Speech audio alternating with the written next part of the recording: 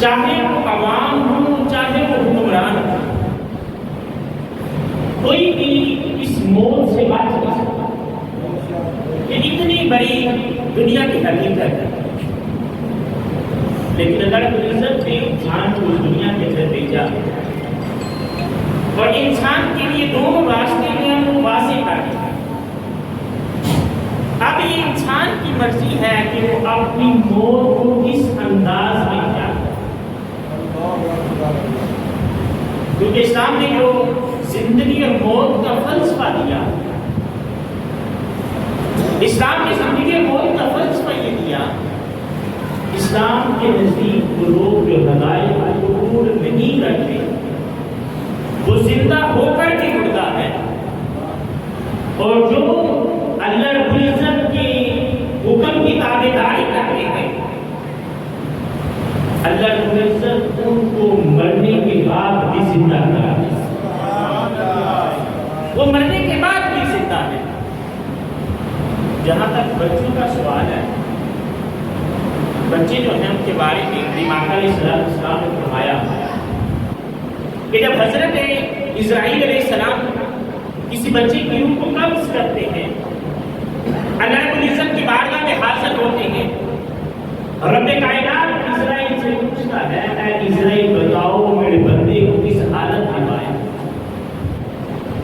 اسرائیل علیہ السلام اللہ کی بارگاہ میں عرض کرتے ہیں یا اللہ میں نے تیرے بندے کو صابر پایا، اس سے عزیز اس کا چھین لیا جس سے وہ بڑی محبت کرتا تھا، میں نے اس کو الگ کر دیا، لیکن اس کی زبان پر ہیلا شکوہ نہیں تھا، اس کی زبان پر اِنَّ لِلَّهِ وَإِنَّا إِلَيْهِ رَاجِعُونَ کے کلمے تھے، اس کی زبان پر کلمہ شکر تھا کہ یا اللہ جس حال میں بھی رکھے تیری مرضی۔ تو رب کائنات فرشتوں میں یہ اعلان کرتا ہے اے میرے فرشتوں اس بندے کے لیے جنت کے اندر بیت الحمد تعمیر ہے، اس بندے کے لیے جنت میں ایک محل تعمیر کیا جاتا ہے جس کا نام بیت الحمد رکھا جاتا ہے، اور جب بندہ اس دنیا سے جاتا ہے تو رب کائنات اس بندے کو اسی محل کے اندر داخل کرتا ہے۔ باقی جہاں تک موت کا تعلق ہے وہ انسان اس کو ٹال نہیں سکتا، اس کو روک نہیں سکتا، جو وقت مقرر ہے، جو وقت طے ہو چکا۔ امام علیہ السلام نے فرمایا ابھی بچہ ماں کے پیٹ میں ہوتا ہے، 4 ماہ گزر جاتے ہیں تو رب کائنات فرشتے کو بھیجتا ہے، وہ فرشتہ اس وقت اس بچے کے اندر جان ڈالتا ہے، اور اس وقت اس کے بارے میں یہ طے ہو جاتا ہے کہ یہ بچہ نیک ہوگا کہ بد ہوگا، یہ بچہ رزق کتنا کمائے گا، اور اس بچے کی موت کب اور کہاں ہے۔ ابھی ہم دنیا میں نہیں آتے، آنے سے پہلے ہی ہماری موت کے بارے میں طے کر دیا جاتا ہے۔ اور پھر یہ نہیں ہے کہ کوئی بندہ جو ہے وہ نیک ہے تو اسے موت نہیں آتی۔ دیکھیں امام الانبیاء صلی اللہ علیہ وسلم سے زیادہ رب کائنات کو محبوب کون ہو سکتا ہے؟ ہاں ایک فرق ضرور ہے، ہماری موت استقراری ہے، انبیاء علیہ السلام کی موت اختیاری ہے، انہیں اختیار دیا جاتا ہے۔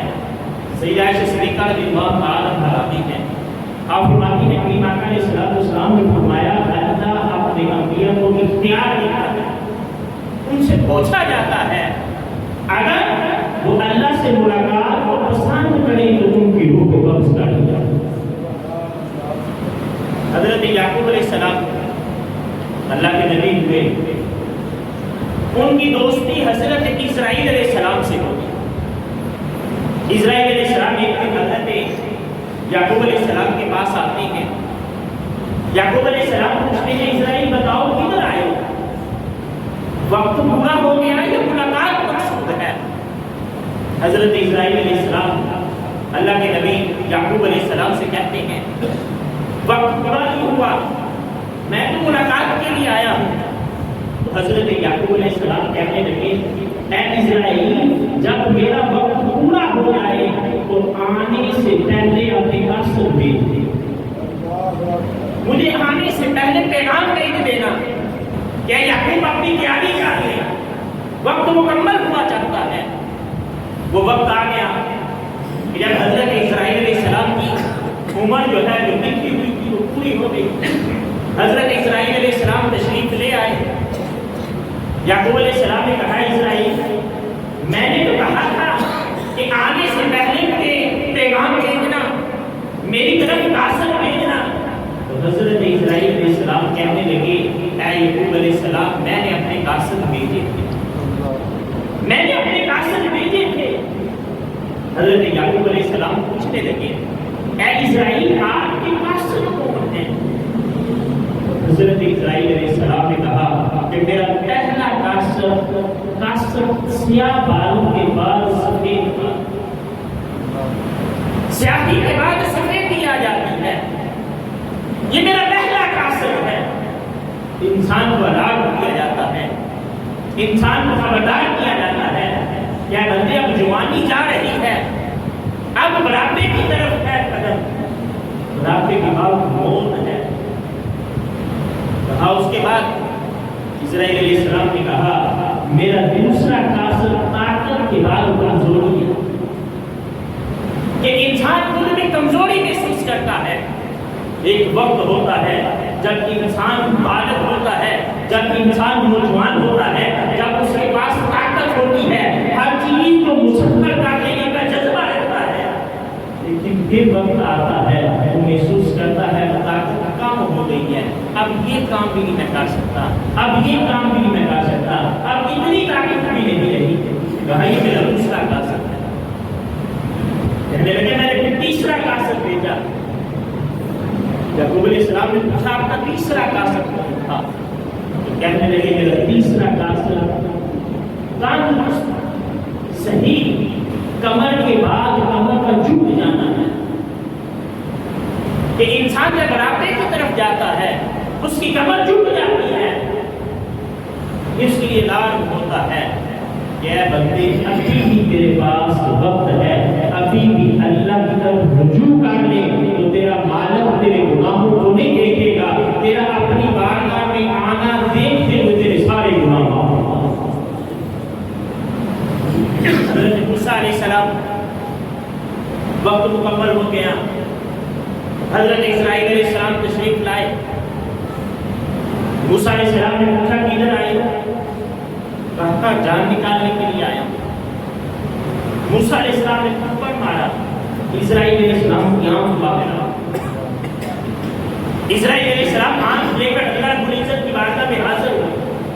کہا یا اللہ تیرے نبی نے میرے ساتھ یہ معاملہ کیا کہ ہم مشرقی کام لکھتے ہیں کہ اس فعل کے اندر کئی حکمتیں تھیں، ان میں سے ایک حکمت حضرت جبریل امین حضرت اسرائیل علیہ السلام کو تعلیم دینا مقصود تھا کہ اسرائیل ہر بارگاہ عام بارگاہ نہیں ہوتی، ہر بارگاہ کے آداب مختلف ہوتے ہیں۔ آج تو کلیم اللہ کے پاس گئے ہو، کل تو تم نے حبیب اللہ کے پاس گئے۔ کہا جاؤ موسیٰ علیہ السلام سے کہو کہ بیل کے اوپر ہاتھ رکھیں، جتنے بال ہاتھ کے نیچے آئیں گے اتنے سال عمر بڑھا دی جائیں گے۔ موسیٰ علیہ السلام نے کہا اس کے بعد اسرائیل علیہ السلام کہہ رہے ہیں اس کے بعد پھر موت ہے۔ حضرت موسیٰ علیہ السلام نے کہا پھر بھی موت ہے تو آج سے۔ اور جب امام الانبیاء نبی رحمت صلی اللہ علیہ وسلم بیمار ہوئے، حضرت اسرائیل علیہ السلام حضرت جبریل امین آقا علیہ السلام کی بارگاہ میں حاضر ہوئے۔ آقا پوچھتے ہیں یا رسول اللہ علیہ وسلم طبیعت کیسی ہے؟ کریم آقا علیہ السلام نے فرمایا طبیعت بوجھل ہے، بیماری تھی نا، بیماری کی وجہ سے نکاحت آ گئی، کمزوری آ گئی۔ جبریل واپس چلے گئے، اگلے دن پھر آئے گا یا رسول اللہ علیہ وسلم طبیعت کیسی ہے؟ کریم آقا علیہ السلام نے فرمایا پریشانی محسوس کرتا ہوں۔ جبریل پھر چلے گئے، تیسرے دن پھر آئے، کریم آقا علیہ السلام کی بارگاہ میں عرض کیا یا رسول اللہ علیہ وسلم طبیعت کیسی ہے؟ آقا علیہ السلام نے فرمایا راحت محسوس کرتا ہوں۔ جبریل پھر چلے گئے، پھر چوتھے دن آئے، آ کر عرض کرتے ہیں یا رسول اللہ علیہ وسلم کہ آپ کے گھر کا تقدس ہے کہ یہاں پر اسرائیل آنے کے لیے اجازت مانگتا ہے، اسرائیل آنے کے لیے اجازت مانگتا ہے۔ جبریل امین عرض کرتے ہیں یا رسول اللہ علیہ وسلم آپ کا رب آپ کی دیدار کا مشتاق ہے، آپ کا دیدار کرنا چاہتا ہے۔ کریم آقا علیہ السلام نے اجازت دی، پھر آقا علیہ السلام کی روح کو قبض کیا گیا۔ سیدہ عائشہ صدیقہ رضی اللہ تعالیٰ عنہا بیان فرماتی ہیں کہ جب آقا علیہ السلام اس دنیا کو چھوڑ رہے تھے، آپ کا وصال کا وقت آیا تو میری یہ سعادت ہے کہ آقا علیہ السلام میرے حجرے کے اندر ہیں، میری یہ سعادت ہے کہ آقا علیہ السلام حسن انور میری گود کے اندر تھا، اور میری یہ سعادت ہے کہ اللہ رب العزت نے اس آخری وقت میں میرے اور کریم آقا علیہ السلام کے لعاب کو جمع کر دیا، لعاب کو جمع کر دیا۔ سیدہ عائشہ صدیقہ رضی اللہ تعالیٰ عنہا بیان فرماتی ہیں کہ میرے بھائی حضرت عبد الرحمن بن ابی بکر کریم آقا علیہ السلام کی عیادت کے لیے حجرے میں تشریف لائے، آپ مسواک کر رہے تھے۔ میں نے آقا علیہ السلام کو دیکھا کہ آقا علیہ السلام مسلسل حضرت عبد الرحمن کی مسواک کی طرف جو ہے وہ دیکھ رہے ہیں۔ میں نے محسوس کیا کہ کریم آقا علیہ السلام مسواک کرنا چاہتے ہیں۔ میں نے کہا یا رسول اللہ علیہ وسلم کیا آپ مسواک کرنا چاہتے ہیں؟ تو آقا علیہ السلام اس طرح پر ملایا، ہاں عائشہ میں مسواک کرنا چاہتا ہوں۔ سیدہ فرماتی ہے میں نے اپنے بھائی سے مسواک لی، اس کو اپنے منہ میں چبا کر نرم کیا، پھر وہ میں نے آقا علیہ السلام کو دی جو کریم آقا علیہ السلام نے مسواک کیا۔ اس طرح اللہ رب العزت نے آخری لمحات کے اندر میرا اور آقا علیہ السلام کا لعاب جمع ہوا۔ اب یہاں میں بات یہ دیکھتا ہوں، اسلام کے اندر موت ختم ہونے کا نام نہیں ہے،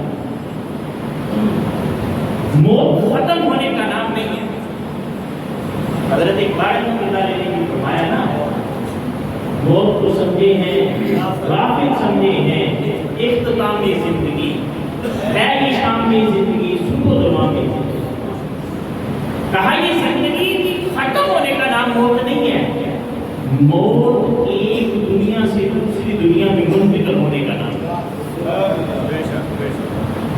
آپ تو سائنس کی بات ثابت کرتے ہیں، سائنس کہتے ہیں مادہ کو نہ ختم کیا جا سکتا ہے نہ بنایا جا سکتا ہے، مادہ صرف اپنی شکل بدلتا ہے، یعنی کہ ریئیکشن ہوتا ہے کہ ایک فارم سے دوسری فارم میں چلا جاتا ہے۔ بندہ کہیں نہ میں نے ختم کر دیا تو یہ وجود سے عدم دینا، عدم سے وجود دینا، یہ اللہ رب العزت کی شکل ہے، اللہ کے علاوہ اب دیکھیے اصل مسئلہ کہاں پہ آتا ہے۔ ایک لوگ کہتا ہے کہ نبی زندہ ہے، دوسرا لوگ کہتا ہے کہ انہیں موت آئی۔ یہ بات یاد رکھیے، کسی بھی شخص کے بارے میں یہ نظریہ رکھنا اسے موت نہیں آئی یہ نظریہ نہیں، یہ قرآن کے منافی ہے۔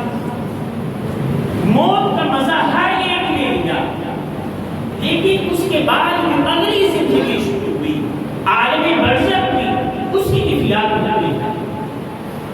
شہادہ کے بارے میں قرآن نے کہا نا کہ جو لوگ اللہ کی راہ میں مارے گئے انہیں مردہ نہ کہو، وہ زندہ ہے، اللہ کے نام میں رزق دیا جاتا ہے۔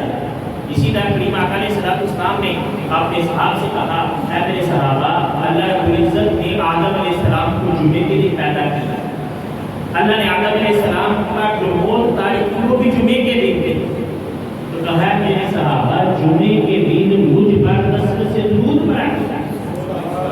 صحابہ نے کہا یا رسول اللہ علیہ وسلم آپ حیات ہیں، قربان نے صحابہ کرام رضوان کے نظریات پڑھی، کوئی چیز چھوڑی نہیں ہے، پوچھتے رہے۔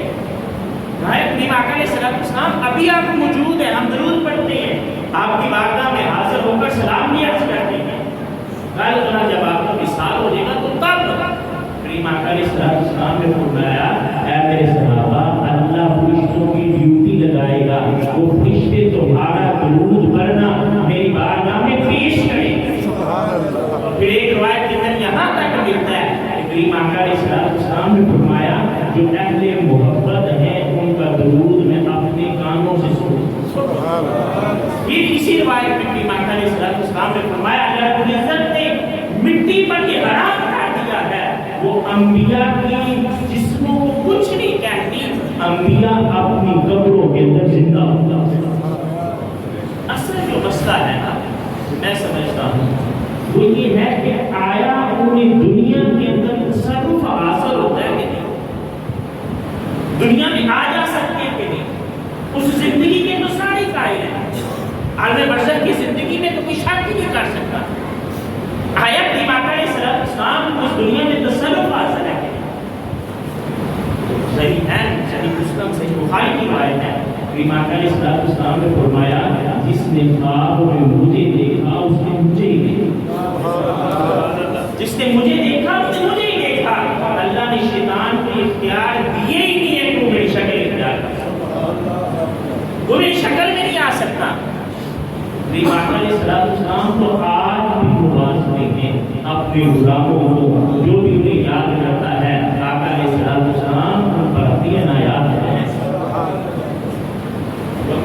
بولو کیا ان کی طرف آتے ہیں مولانا جامی رحمۃ اللہ علیہ واشق رسول، جب آقا علیہ السلام کی نام لکھی نا تو وہ درد اور وہ کیف تھا، چاہتے یہ تھے کہ روزہ اکبر کے سامنے کھڑے ہو کر دست دست آقا علیہ السلام کی بارگاہ میں وہ نعت سناؤں۔ وقت کے آخر میں کہ خواب میں ابراہیم آقا علیہ السلام آئے، جب آپ نے مکہ سے مدینہ کا قصد کیا، خواب میں آقا علیہ السلام نے فرمایا جامی کو میرے روزے پر نہ دینا، آپ کو پکڑ لیا گیا، ادھر بھی جامی تھے، وہ بھیڑ کا لباس پہنا، بکریوں کے ساتھ بھیڑوں کے ساتھ مدینے میں داخل ہونے کی کوشش کی۔ ابراہیم آقا علیہ السلام پھر خواب میں آئے، کہا کہ جامی آ رہا ہے، اس انداز میں آ رہا ہے، پھر پکڑ لیا۔ مولانا جامی نے خود کو صندوق کے اندر بند کیا کہ چلو اسی طرح چلتا ہوں۔ ابراہیم آقا علیہ السلام نے پھر آپ کے وقت آپ نے آ کر بتایا کہ جامی کو روک، انہوں نے پکڑ لیا، قید خانے میں ڈال دیا، قید کر لیا۔ جب قید کیا نا تو ابراہیم آقا علیہ السلام پھر خواب میں آئے، کہا جامی کو قید کر دیا، جامی مجرم تھوڑی ہے، جامی مجرم تھوڑی ہے، وہ تو عشق اور محبت کے ساتھ اس حالت میں میرے بارگاہ میں حاضر ہونا چاہتا ہے، اگر وہ اس انداز میں آ جائے تو مجھے بھی اپنے روزہ اکبر سے باہر آ کر جامی کے استقبال کرنا چاہتا ہے۔ نعرہ تکبیر، نعرہ رسالت، نعرہ حیدری، عظمت و شان مصطفیٰ۔ کیونکہ عاشقوں کی داستانی تعریف بڑی بڑی ہے، جذبہ رجوع ابراہیم آقا علیہ السلام کی توجہ اگر آج بھی کریں تو ابراہیم آقا علیہ السلام عنایت فرماتے ہیں، اللہ رب العزت کی بارگاہ میں دعا کرتا ہوں کہ خالق کائنات باعزت اللہ کو بہتر نہیں اور بدل عطا فرمائے۔